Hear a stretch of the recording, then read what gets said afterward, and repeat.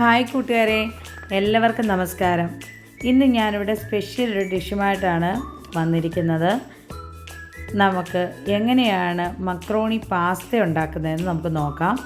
Quick and tasty, അതുപോലെ തന്നെ cheesy masala macaroni പാസ്തയാണ് ഞാനിവിടെ ഉണ്ടാക്കാൻ പോകുന്നത്.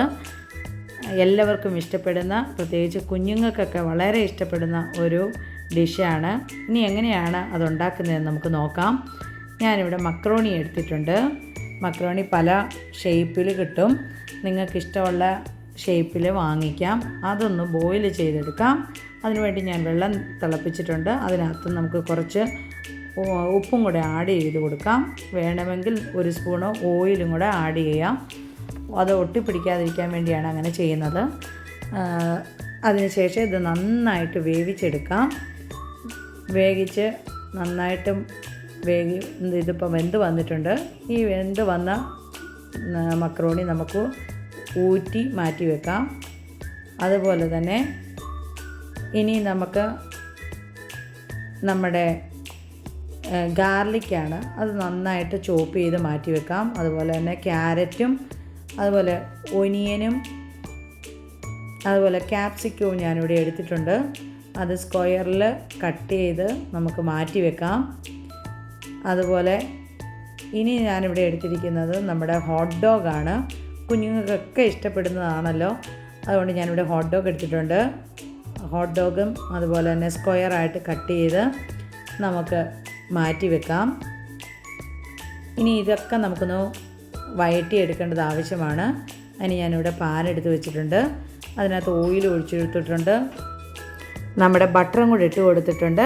അത് നന്നായിട്ട് മെൽറ്റായി വന്നതിന് ശേഷം നമുക്ക് അരിഞ്ഞു വെച്ചിരിക്കുന്ന ഗാർലിക്ക് നമുക്ക് ചേർത്ത് കൊടുക്കാം. ഇത് നന്നായിട്ടൊന്ന് ഫ്രൈ ചെയ്ത് എടുക്കാം. ഇതെന്തിനാണെന്ന് ചോദിച്ചാൽ നല്ലൊരു സ്മെല്ലും അതുപോലെ തന്നെ ടേസ്റ്റും കിട്ടും. അതുപോലെ തന്നെ ഗ്യാസിനൊക്കെ നല്ല ഇതാണല്ലോ ഗാർലിക്ക്, അതുകൊണ്ടാണ് ഞാൻ എടുത്തിരിക്കുന്നത്.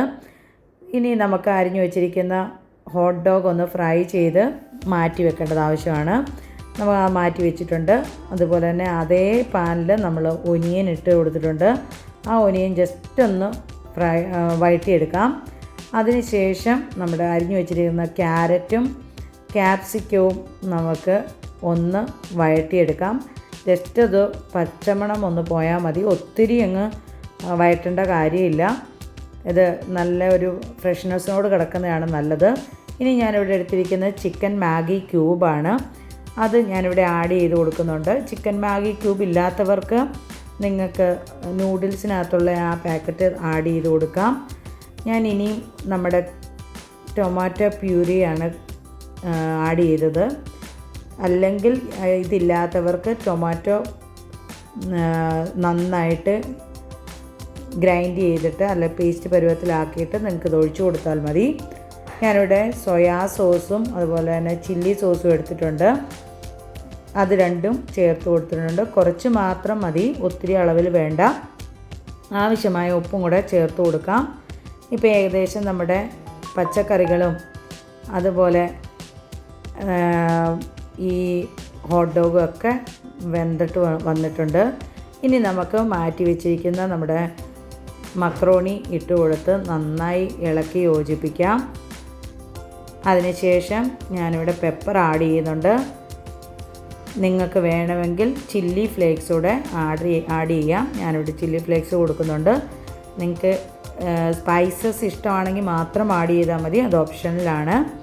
അതിനുശേഷം നമ്മുടെ മൊസല്ല ചീസാണ് ഞാനിവിടെ ആഡ് ചെയ്ത് കൊടുക്കുന്നത്.